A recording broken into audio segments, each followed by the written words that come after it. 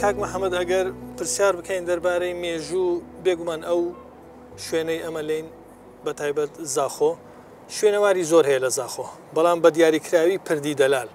ئەگەر پرسیار بکەین مێژووی پردی دەلال بۆ کەی دەگەڕێتەوە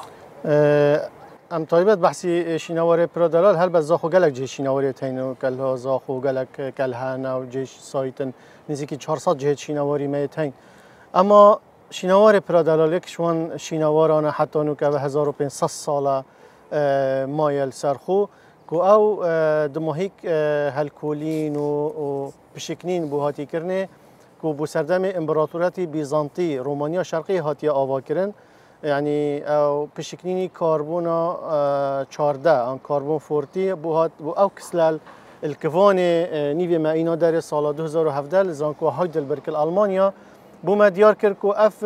ميجواوش 408 زايني حتى 508 زايني يعني 100 سالك دامكو او سردمي امبراطورية بيزنطي هل بت ساسانيش او منطقه هبين كلا جار اف ناتشا هني اف منطقه هني ململاني هبي بين امبراطورية ساساني وبيزنطي بس توی فتره دا بیزانتی یان رومای شرقی الویری بی شی گلک بوچون هبین یعنی بوچون هبین کو زینفون وکی قاعده که یان پیشرو که گریکی بی هاد بیش الگل شر ارتحشتای و داریوسیوانا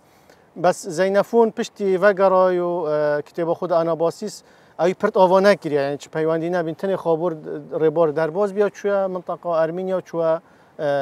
روج آوا و بو چونک دی هبی کو اسکندر مقدونی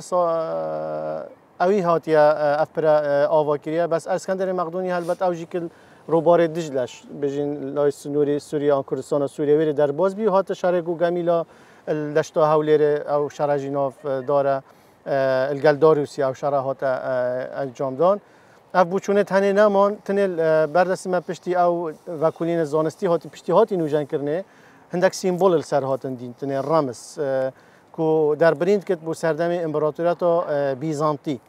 توی وقتی دا ما هبی امپراتور زینو و اناستاسیوس و جوستیان اوسی امپراتور هبین تنه نو که هم